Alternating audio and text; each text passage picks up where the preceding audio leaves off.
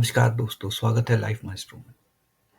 आज हम एक ऐसा टॉपिक लेके आए हैं जो काफ़ी छुपा हुआ है, लेकिन इस छुपे हुए टॉपिक की चर्चा बहुत हो रही है। चर्चा हो रही है लेकिन फिर भी टॉपिक छुपा हुआ है। तो बात ऐसी है कि आजकल चर्चा ये है कि शायद सरकार 15 लाख तक छूट दे दे। वैसे सरकार के ट्रैक रिकॉर्ड को देख के ऐसा लगता तो नहीं है, पर फिर भी चलो ठीक है, वो तो जब बजट आएगा तो पता लगेगा। बट इसमें छूट कहाँ मिल सकती है जो वाजिब लग रहा है, वो एक खबर निकल के आई है जिसको हम आज बताएंगे। थंबनेल में आपने देख लिया होगा कि बजट 2025 में जॉइंट टैक्सेशन आ सकता है मैरिड कपल्स के लिए। तो ये खबर कहाँ से आई है और इसमें कितनी सच्चाई है, इस बारे में जानेंगे। तो आइए शुरू करते हैं। वीडियो को पूरा देखें। इस वीडियो को अपने दोस्त रिश्तेदारों से शेयर करें, चैनल को लाइक और सब्सक्राइब करें। आइए शुरू करते हैं। आगे इसमें ये भी बात करेंगे कि अगर ऐसा होता है तो इसके क्या क्या फायदे होंगे, क्यों ऐसा लाने के सजेशन किसने दिया है, क्यों दिया है। तो बात ऐसी है कि जो चार्टर्ड अकाउंटेंट्स लोग होते हैं, उनका जो इंस्टीट्यूट है जो उनकी ट्रेनिंग और एग्जाम कराता है, institute of chartered accountants of India ICAI, उसने फाइनेंस मिनिस्ट्री को एक सजेशन दिया है कि आप फॉरेन के कई देशों की तरह इंडिया में भी मैरिड कपल्स के लिए जॉइंट टैक्सेशन लेकर आए। अब ये एक अच्छा सजेशन है, बट कितना इम्प्लीमेंट होगा ये एक देखने वाली बात है। आएगा भी कि नहीं पता नहीं, पर मुझे ऐसा लगता है कि ये जो 15 लाख का शगुफा छोड़ा जा रहा है, वो 15 लाख की जगह ये आना ज़्यादा मुनासिब लगता है। छूट यही मिलेगी। 15 लाख तक छूट टैक्स में मिल जाए, ऐसा तो टूर के ढोल सुहावने वाली बात ही लगती है। तो इसमें एक्चुअली होगा क्या? इसमें होगा ये कि अगर हस्बैंड वाइफ दोनों वर्किंग हैं तो अभी दोनों का ITR अलग जाता है, और जॉइंट टैक्सेशन अगर आ जाएगा तो वो दोनों एक ही ITR में अपनी इनकम क्लब करके ITR भर सकते हैं। अगर दोनों हस्बैंड वाइफ में से एक कोई वर्किंग है और एक वर्किंग नहीं है, या किसी की सैलरी कम है, तो भी दोनों क्लब करके ITR भर सकेंगे। और इसमें जिसकी सैलरी ज़्यादा है, अगर दोनों हस्बैंड वाइफ की सैलरी ज़्यादा है तो इनको फ़ायदा ज़्यादा नहीं होगा। जिस केस में एक की सैलरी ज़्यादा है और एक की सैलरी कम है, हस्बैंड की ज़्यादा है वाइफ की कम है, या वाइफ की ज़्यादा है हस्बैंड की कम है, उसमें जब जॉइंट ITR जाएगा तब फ़ायदा मिलेगा ज़्यादा। सिर्फ एक उसी केस में फ़ायदा ज़्यादा मिलेगा, अदरवाइज फ़ायदा ज़्यादा नहीं मिलेगा। हाई इनकम वालों को कोई फ़ायदा नहीं मिलेगा इसमें। आगे टैक्स स्लैब बताए हैं, वो देखते हैं, उससे क्लियर हो जाएगा। तो ICAI ने सजेशन ये दिया है कि अभी इंडिविजुअल जो टैक्स लिमिट है, जहाँ तक टैक्स नहीं लगता, वो 3 लाख है। तो जब जॉइंट हो टैक्सेशन होगा तो 3 लाख मिलके 6 लाख हो जाएगा। तो 6 लाख तक कोई टैक्स नहीं रहे, उसके बाद 6 से 14 लाख तक 5% टैक्स रहे, 14 से 20 लाख तक 10% रहे, 20 से 24 15%, 24 से 30 लाख 20%, 30 लाख से ऊपर 30%, और उसके ऊपर अलग अलग फिर सरचार्ज है और आगे। ये जॉइंट इनकम की बात हो रही है। 6 लाख, 14 लाख, 20 लाख, 24 लाख, 30 लाख, 30 लाख से ऊपर।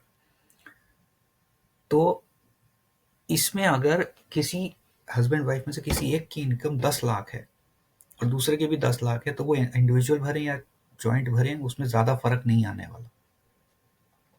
एक की इनकम अगर 10 लाख है और एक की इनकम 5 लाख है, तो जब वो क्लब कर देंगे तो वो 15 लाख हो जाएगी। तो 15 लाख में फिर 10% टैक्स लगेगा, जो कि अभी 30% लगता है। तो एक की इनकम ज़्यादा है, एक की इनकम कम है, तब फायदा होगा। अदरवाइज फायदा कुछ बहुत ज़्यादा नहीं है। हाई इनकम वालों को ज़्यादा फायदा नहीं है।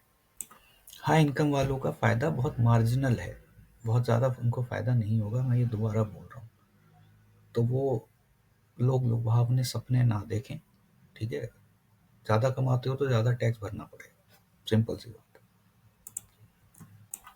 अब आइए ये बात कर लेते हैं कि अगर ऐसा होता है, जॉइंट टैक्सेशन आता है, तो इसके फ़ायदे क्या होंगे। देखिए, सबसे बड़ा फ़ायदा तो ये होगा कि इससे शादियाँ ज़्यादा होंगी और जल्दी होंगी। तो जो माँ बाप रो रहे हैं कि हमारे बच्चों की शादी नहीं हो रही, बच्चे शादी नहीं करना चाहते, तो अब सरकार ने ब्रह्मास्त्र चला दिया है। अब लोगों को ये मजाक लगता है, बट इसका फर्क पड़ेगा, काफी फर्क पड़ेगा। दूसरा, मैरिड कपल के लिए ही आएगा, तो मैरिज को प्रूव करना पड़ेगा, उसके लिए मैरिज रजिस्ट्रेशन का सर्टिफिकेट चाहिए, तो मैरिज रजिस्ट्रेशन ज्यादा होंगी।